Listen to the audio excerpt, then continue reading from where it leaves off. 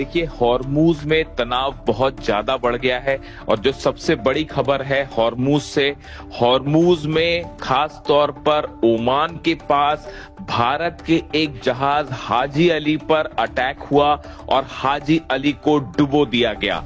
इस जहाज में 14 क्रू मेंबर्स थे जिनको ओमान की नौसेना ने बचा लिया। जैसे ही इस जहाज पर हमला हुआ उसके बाद ओमान की नौसैनिक आए और उन्होंने भारत के सभी क्रू मेंबर्स को बचा लिया। अब सवाल ये है कि भारत के इस जहाज पर हमला क्यों हुआ और हाजी अली को किसने डुबोया। देखिए, इसको लेकर अभी तक ये बात साफ नहीं हुई है कि इस पर हमला किसके द्वारा किया गया। ईरान की तरफ से कुछ नहीं कहा गया है, ना ही भारत की तरफ से किसी तरह का आरोप किसी पर लगाया गया है। लेकिन इसको लेकर दो थ्योरी सामने आ रही है। पहली थ्योरी के मुताबिक ये फॉल्स फ्लैग ऑपरेशन था और चूंकि ईरान के विदेश मंत्री इस समय भारत के दौरे पर हैं, इसीलिए ईरान को बदनाम करने के लिए इस जहाज पर हमला किया गया। देखिए, हमला बेहद रहस्यमय था। ना तो किसी तरह की कोई वार्निंग दी गई, ना कोई कम्युनिकेशन हुआ और सीधा इस जहाज को हिट कर दिया गया। ईरान की तरफ से या आईआरजीसी की तरफ से जब भी इस तरह की कोई कार्रवाई हुई है पहले, तो वार्निंग दी जाती है जहाजों को कि आप या तो हमारे एरिया से बाहर चले जाइए या आप बिना परमिशन के आगे बढ़ रहे हैं, आपको आगे नहीं बढ़ने दिया जाएगा। लेकिन इस बार ऐसी कोई वार्निंग नहीं थी और सीधा हाजी अली पर हमला कर दिया गया। या तो ये ड्रोन स्ट्राइक थी या किसी मिसाइल से हमला किया, या फिर हो सकता है किसी टॉर्पीडो से भी हमला किया गया। यानी सवाल ये है कि अगर ईरान ने ये हमला किया तो बिना वार्निंग के हमला क्यों किया। इसीलिए ये कहा जा रहा है कि कहीं ये फॉल्स फ्लैग ऑपरेशन तो नहीं है। क्या अमेरिका के किसी जहाज से ये हमला किया गया या किसी और देश की तरफ से ये हमला किया गया और आरोप ईरान पर लगाने की कोशिश की गई, क्योंकि ईरान के विदेश मंत्री इस समय भारत के दौरे पर हैं और भारत और ईरान के बीच संबंधों को खराब करने के लिए ये फॉल्स फ्लैग ऑपरेशन किया गया है। देखिए, अभी इस पूरे मामले की जांच जारी है, लेकिन इसकी हकीकत अभी सामने नहीं आई है। वही एक और खबर ये है कि एक जहाज को जो कि यूएई से चला था उसे कैप्चर कर लिया गया है, लेकिन ये जहाज अभी किस तरफ जा रहा है और किसके कब्जे में है, इसको लेकर भी तस्वीर साफ नहीं है। लेकिन जिस तरह से भारत के जहाज पर हाजी अली पर हमला किया गया बिना किसी वार्निंग के, ये बेहद संदेह पैदा करता है कि आखिर इस पर हमले का मकसद क्या था और किसके इशारे पर ये हमला किया गया। इसको लेकर भारत की सरकार ने सख्त आपत्ति जताई है और ये कहा है कि इस तरह के हमले बर्दाश्त नहीं किए जाएंगे। देखिए, गौर करने वाली बात यह भी है कि अगर ईरान के विदेश मंत्री जब भारत में हैं, ऐसी स्थिति में ईरान की सेना भारत के किसी जहाज को क्यों निशाना बनाएगी। देखिए, ये एक ऐसा सवाल है जो तमाम एक्सपर्ट ये पूछ रहे हैं कि जब ईरान के विदेश मंत्री भारत के दौरे पर हैं और लगातार ईरान ने ये वादा किया है कि भारत को ऑयल सप्लाई जारी रहेगी हॉर्मूज से, और इस वक्त की बड़ी खबर है भारत का एक और बड़ा जहाज सनशाइन जो है वो हॉर्मूज को क्रॉस कर चुका है सही सलामत और भारत की तरफ बढ़ रहा है। यानी एक तरफ हॉर्मूज से वो जहाज पार करके भारत की तरफ बढ़ रहा है सनशाइन, और दूसरी तरफ हाजी अली पर हमला हो जाता है ओमान के करीब। ये वो इलाका भी है जहां पे अमेरिका के डिस्ट्रॉयर्स भी हैं। इसलिए हाजी अली पर ये हमला बेहद संदेहास्पद है। जब तक इसकी पूरी जांच सामने ना आ जाए तब तक ये नहीं माना जा सकता कि ये हमला किसने किया है। और मैं सीधा मुद्दे पर आना चाहता हूं। डोनाल्ड ट्रंप और जिनपिंग की मुलाकात में कुछ ऐसा हुआ जिसने पूरी दुनिया को हैरान कर दिया है और मानो अमेरिका और डोनाल्ड ट्रंप के तो पैरों तले जमीन ही खिसक गई है। देखिए, मीटिंग चल रही थी, जिनपिंग बैठे हुए थे, सामने डोनाल्ड ट्रंप बैठे हुए थे। इसी दौरान जिनपिंग ने एक ऐसी बात कह दी कि डोनाल्ड ट्रंप के चेहरे पर हवाइयां उड़ने लगी और जिनपिंग ने दूसरे शब्दों में कहें तो सीधी सीधी डोनाल्ड ट्रंप और अमेरिका को धमकी दे दी है, वो भी बिल्कुल सामने डोनाल्ड ट्रंप के मुंह पे। देखिए, चाइनीज प्रेसिडेंट ने क्या कहा, शी जिनपिंग ने क्या कहा। Chinese President Xi Jinping issued a dramatic warning to US President Donald Trump during their high-stakes summit in Beijing, saying that Taiwan issue could push China and United States into direct conflict if mishandled. Jinping ने ये कहा Donald Trump से कि अगर Taiwan के मुद्दे को miss handle किया तो चीन और अमेरिका के बीच सीधे हालात बिगड़ जाएंगे और आमने सामने हो जाएंगे चीन और अमेरिका। ये बात उन्होंने ऐसे समय में कही, देखिए उन्होंने जो एग्जैक्ट वर्ड्स का इस्तेमाल किया है, Taiwan issue could push China United states into a direct conflict, यानी दोनों में सीधा जो है द्वंद्व हो जाएगा, युद्ध वाली स्थिति भी बन सकती है। इशारों इशारों में ये बात कह दी जिनपिंग ने और सामने बैठे थे डोनाल्ड ट्रंप। देखिए इस मीटिंग में काफी लंबी चली, 3 मीटिंग्स हुई अलग अलग और 2-2 ढाई घंटे की मीटिंग्स हुई। उसमें जिनपिंग भी मौजूद रहे, ट्रंप भी मौजूद रहे। अमेरिका और ट्रंप की लगातार ये कोशिश थी कि पूरी इस बायलैटरल टॉक को तेहरान पर शिफ्ट किया जाए, यानी हॉर्मूज, ईरान, ये मुख्य मुद्दा था डोनाल्ड ट्रंप का कि कैसे बातचीत को यहां लाया जाए, चीन पर दबाव बनाया जाए कि वो इस बात के लिए तैयार हो कि ईरान को जो है हॉर्मूज ओपन करे, ईरान न्यूक्लियर डील करे, यूरेनियम पर डील करे।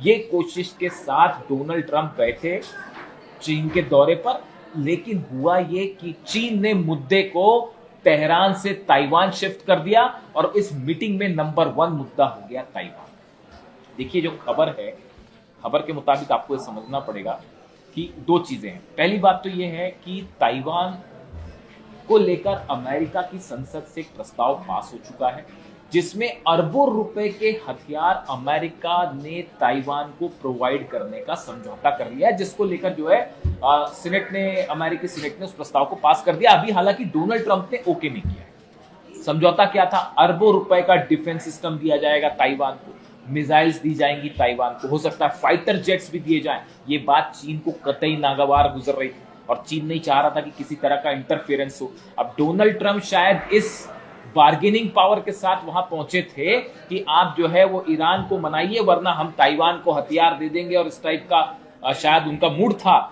लेकिन जिनपिंग ने उस बाजी को पलट दिया बायलैटरल समिट में सामने ही बैठ के, और बात छेड़ दी ताइवान की। यानी बात होनी थी तेहरान पे, वो आ गई ताइवान पे, और उसके बाद चीन की तरफ से सीधा मुंह पर यह बात कह दी गई कि अगर आपने ताइवान को मिस हैंडल किया तो आमने सामने वाली स्थिति हो जाएगी अमेरिका की और चीन की। इस बात के लिए डोनाल्ड ट्रंप कतई तैयार नहीं थे। आप ट्रंप की बॉडी लैंग्वेज देखिए इस मीटिंग में, ट्रंप ने जिस तरह से इन बातों का जवाब दिया आप उन्हें देखिए। पूरी समिट के दौरान डोनाल्ड ट्रंप एक डिफेंसिव मोड में दिखाई दे रहे हैं। जिस तरह के बयान अमेरिका में देते हैं डोनाल्ड ट्रंप की, ऐसा कर देंगे वैसा कर देंगे, वो सब की सब जो उनका स्टाइल है वो हवा हो गया चीन आके, और पूरे समिट के दौरान वो डिफेंसिव मोड में दिखाई दिए। अपने साथ कई सारे सीईओज लेके पहुंचे अलग अलग कंपनीज के, वो जो डील्स हो रही हैं वो डील हो रही है। देखिए business deal, trade deal, tariff पर बात, सोयाबीन पे बात और एआई पर बात, ये सब चीजें अलग है।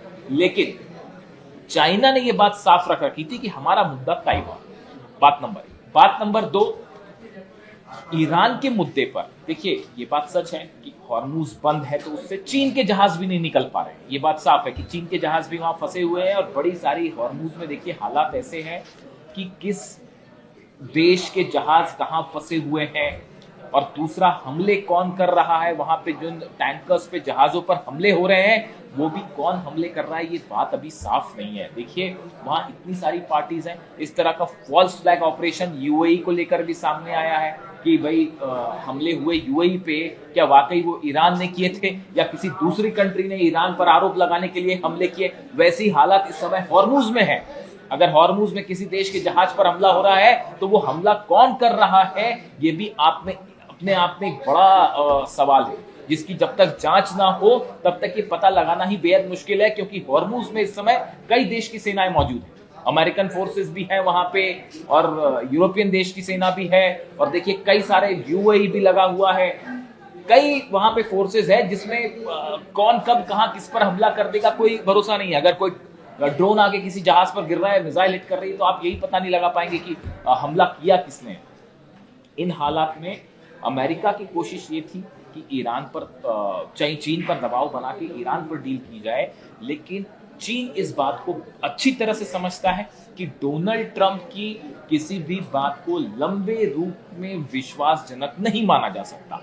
ये बात लगातार जो है अली खamenei साहब भी कहते रहे, ईरान भी इस बात को लेकर चलता है कि भाई वो सुबह कुछ बयान देते हैं, शाम को कुछ बयान देते हैं और रात को कुछ बयान देते हैं। इसलिए डोनाल्ड ट्रंप चीन में जाके क्या कह रहे हैं, इस बात को चीन ने ज्यादा गंभीरता से नहीं लिया। देखिए, बिजनेस डील्स होना अपनी एक अलग बात है, टैरिफ को लेकर डील्स होना अलग बात है, ट्रेड डील्स होना अलग बात है, बहुत सी बात है, वो दोनों देशों के बीच में संबंध आपस में चल रहे हैं, वो ठीक है। लेकिन ईरान को लेकर चीन इस बात को साफ साफ समझता है कि ईरान उसका पुराना एलाई है, काफी समय से ईरान और चीन के संबंध है। ऑयल बिजनेस बड़ा 45% चीन का ऑयल जो है वो ईरान से आ रहा है और उसकी सप्लाई इस समय मुश्किल में है। वेनेजुएला का ऑयल रुक चुका है, ईरान के ऑयल को लेकर जो है समस्या पैदा है। तो चाइना इस पूरे मामले को अपने हिसाब से हैंडल करना चाह रहा था। वो अमेरिका के इस दबाव में आने को तैयार नहीं था कि भाई ताइवान को हथियार दे देगा अमेरिका, इस चक्कर में वो ईरान पर दबाव बनाए, खासकर इस हालात में जब डोनाल्ड ट्रंप ईरान से पिटकर चीन पहुंचे। बड़े सारे एक्सपर्ट्स की राय, आपके 16 के 16 बेस जल गए, आप हॉर्मुज को नहीं खुलवा पा रहे हैं, आप डील नहीं करवा पा रहे हैं, ना न्यूक्लियर डील हो पा रही है, ना यूरेनियम को लेकर कोई डील हो पा रही है, यानी डोनाल्ड ट्रंप सत्ता परिवर्तन कर पाए। यानी अमेरिका के जितने उद्देश्य ईरान में थे वो सब के सब फेल हो गए। अब ऐसी स्थिति में आखिरी चारा अगर डोनाल्ड ट्रंप के पास कोई बचता है तो वो है चीन, कि किसी तरह से चीन को अपने फेवर में करके ईरान पर जो है दबाव डाल के या तो कोई डील करवाई जाए या अमेरिका को जीता हुआ घोषित कर दिया जाए, किसी तरह से अपनी साख बचाए डोनाल्ड ट्रंप, सबसे बड़ा उद्देश्य ये था। लेकिन चीन इस बात अच्छी तरह से समझता है कि चीन ने जब आप वैसे भी देखें कि इस पूरी बातचीत के दौरान जब जब ऐसे मौके आए, जब शी जिनपिंग और डोनाल्ड ट्रंप आमने सामने थे, एक साथ थे, तो उसमें शी जिनपिंग की प्रतिक्रियाएं बड़ी सधी हुई थी। वो वैसे ही बहुत ज्यादा नहीं बोलते, बहुत ज्यादा हावभाव नहीं देते, और ऐसी स्थिति में डोनाल्ड ट्रंप की जो एक देखिए, ताइवान पर एक तो उनसे सवाल पूछा गया, उन्होंने कोई जवाब नहीं दिया। यानी ताइवान के मुद्दे पर चीन जो है वो भारी पड़ा अमेरिका के ऊपर, इसमें दो राय नहीं। अमेरिका चीन से ईरान को लेकर जो चीजें करवाना चाह रहे थे वो भी अभी साफ नहीं है। देखिए, खबर इस तरह की है, अमेरिका के कुछ अखबारों में ये खबर छपी है कि चीन ने मध्यस्थता के लिए कुछ शर्तें रखी। अब देखिए, बड़ी हैरान करने वाली बात, उधर ईरान कह रहा है कि हम जो है इस मुद्दों के पे कोई बात नहीं करेंगे, न्यूक्लियर बात नहीं करेंगे, हम यूरेनियम पे बात नहीं करेंगे। तो चीन वाली तो शर्तें अलग ही है, वो अपनी बात पे अड़ा हुआ है। देखिए, ईरान अगर हम बात करें तो ईरान ने अपनी शर्तें अलग रख दी हैं कि हम न्यूक्लियर मुद्दे पर कोई बात नहीं करेंगे, हम यूरेनियम पर कोई बात नहीं करेंगे। तो ईरान ने असली जो पार्टी से बातचीत होनी है उसने अपनी शर्तें अलग रख दी है। यहां पर चीन को मध्यस्थता करने के लिए भी अमेरिका नहीं मना पा रहा है और चीन ने मध्यस्थता के लिए भी अपनी शर्तें रख दी, और बताया जा रहा है कि अमेरिका को वो शर्तें भी मंजूर नहीं। यानी जिससे डील होनी है वो तो दूर की कौड़ी, वो तो कोई डील होने ही नहीं वाली कभी। जो मध्यस्थता के लिए जो शर्तें रख दी चीन ने, वो भी अमेरिका को नागवार गुजरी है, अमेरिका उसके लिए भी तैयार नहीं हो पा रहा है। यानी आप सोचिए कि हालात, जो लोग ये सोचते हैं कि किसी तरह की डील हो जाएगी ईरान और अमेरिका में, आप सोचिए, इस बात को समझिए कि ईरान जो है वो मध्यस्थता के लिए भी आप देखिए, चीन ने मध्यस्थता के लिए भी जो शर्तें रख दी वो शर्तें भी अमेरिका को मंजूर नहीं। तो ऐसी हालत में जब मध्यस्थता ही नहीं हो पा रही तो फिर डील कैसे हो पाएगी। और पाकिस्तान वाला चैप्टर खत्म हो गया है, पाकिस्तान की चैप्टर कोशिश जो थी वो खत्म हो चुकी है, पाकिस्तान वाला जो चैप्टर था वो क्लोज। तो अब चीन भी जो है वो ईरान को लेकर मध्यस्थता को राजी नहीं है, ऐसी खबरें। इन हालात में ट्रेड डील्स होती रहे, बाकी की चीजें होती रहे, वो एक अलग चीज है। लेकिन हॉर्मुज का मुद्दा वैसे का वैसा ही है, ईरान का न्यूक्लियर प्रोग्राम वैसा ही वैसा ही है, और खासतौर पर यूरेनियम प्रोग्राम। अब इस बीच में देखिए रशिया की भूमिका देखिए। लावरोव विदेश मंत्री रूस के भारत में, उन्होंने इस बात को एक बार फिर दोहराया, कई वेस्टर्न कंट्रीज जो हैं भारत और रूस की दोस्ती में दरार डालना चाह रही है। ये बात रूस बार बार कह रहा है कि कुछ वेस्टर्न कंट्रीज वो सीधा सीधा अमेरिका पर ही आरोप लगा रहे हैं कि अमेरिका ये कोशिश करता है कि भारत, चीन, रूस, ईरान, इनको एक ना होने दिया जाए। ऐसी कोशिश अमेरिका की तरफ से हो रही, तो बार बार रूस की तरफ से वार्निंग आ रही। दूसरा, आप देखिए रूस के कदम देखिए। एक तो रूस ने अपनी जो है वो मिसाइल टेस्ट कर दी, समृद्ध जो है वो 35,000 किलोमीटर जिसकी रेंज है वो टेस्ट कर दी उसने। इसके बीच में रूस पर, यूक्रेन पर रूस ने जो है वो सबसे बड़ा हमला कर दिया जब ट्रंप जो है वो चाइना में थे। यानी रूस भी इस बात के लिए कतई सहमत नहीं है कि किसी तरह से चीन जो है वो ईरान के मामले में मध्यस्थ बने, क्योंकि ईरान जो है वो, देखिए ईरान का मतलब है रूस के बॉर्डर तक पहुंच गया, और रूस कतई नहीं चाहेगा कि ईरान के आसपास अमेरिका का इंटरफेरेंस बढ़े या हॉर्मूज में अमेरिका का प्रभाव बढ़े।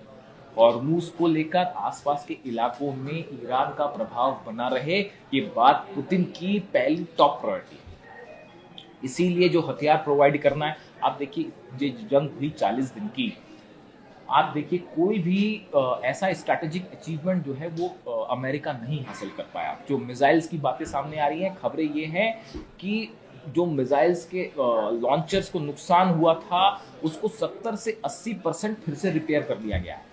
यानी अगर 100 लॉन्चर्स को नुकसान हुआ था उसमें 80 लॉन्चर फिर से तैयार हो गए, और लगातार धड़ाधड़ मिसाइल्स बन रही हैं, ड्रोन बन रहे हैं। पता चल रहा है कि रूस की तरफ से बड़ी संख्या में ड्रोन सप्लाई किए जा रहे हैं। पिछले 24 घंटे के अंदर रूस ने यूक्रेन पर 1500 ड्रोन फायर कर दिए। आप समझिए हालात कितने टेंस होते जा रहे हैं।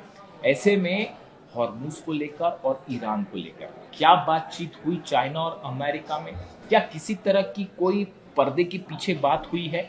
इसका इंतजार आज शाम तक संभवतः ये माना जा रहा है कि चीन की तरफ से अब जो बात की जाएगी ईरान से या ईरान के विदेश मंत्री से, उसमें ये बात साफ होगी कि चीन का रुख क्या है। लेकिन एक बात साफ है, डोनाल्ड ट्रंप जिस मकसद से चीन गए थे, खासकर हॉर्मूज और ईरान को लेकर, वो दाल फिलहाल ट्रंप की गलती हुई नहीं दिखाई दे रही। यानी रूस, पुतिन, जिनपिंग और ईरान, ये तीन की जो जोड़ी है वो ट्रंप के उस प्लान पर भारी पड़ती दिखाई दे रही है जिस प्लान के साथ डोनाल्ड ट्रंप पहुंचे। ये अमेरिका के विदेश नीति की जैसी जो खबरें सामने आ रही हैं कि अगर हॉर्मूज को लेकर या यूरेनियम को लेकर या न्यूक्लियर प्लान को लेकर कोई सहमति नहीं बन पाई, तो इन हालात में ये अमेरिका की विदेश नीति को बहुत बड़ा झटका हो सकता है। और इसका एक परिणाम ये भी हो सकता है कि अगर नहीं होता है किसी प्रकार की डील, तो डोनाल्ड ट्रंप एक बार फिर ईरान पर हमला कर दे। इस बात को ईरान भली भांति समझ रहा है। ईरान की सेना इसी बात का जवाब देने के लिए पूरी तरह से अलर्ट है। हॉर्मूज में बड़ा मूवमेंट है ईरान की सेना का। छोटी बोट्स तैयार है, वो तो जो है वो है ही। उसके अलावा जितने आइलैंड्स है सब में एंटी शिप्स मिसाइल्स लगा दी गई है। बड़ी संख्या में ईरान की सेना जो है उसका मूवमेंट देखा जा रहा है इन द्वीपों के आसपास जो कि निशाने पर हो सकते हैं। हार्ग आइलैंड, केशम आइलैंड, ये जो है सब आइलैंड के पास जो है बड़ा मूवमेंट है ईरान की सेना का। यानी अगले 24 से 48 घंटे में ये बात तय होने जा रही है कि क्या चीन किसी तरह की कोई भूमिका निभाने जा रहा है अमेरिका और ईरान के बीच में, या फिर ये चैप्टर भी खत्म है और जंग ही एकमात्र रास्ता है। यानी ट्रंप की चीन विजिट से अमेरिका को वो लक्ष्य हासिल नहीं हो पाए जिसको लेकर डोनाल्ड ट्रंप चीन पहुंचे।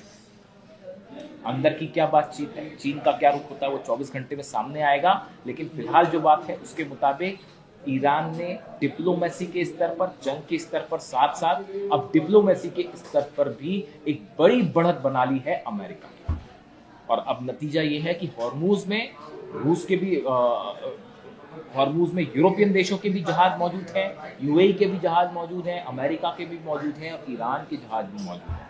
ऐसे हालात में एक छोटी सी चिंगारी एक बड़े विस्फोट का काम करेगी पूरे मिडिल ईस्ट में। यानी जंग होगी या बातचीत अगले 24 से 48 घंटे में तय हो जाएगा। वीडियो कैसा लगा कमेंट करके जरूर बताइए। Thank you so much.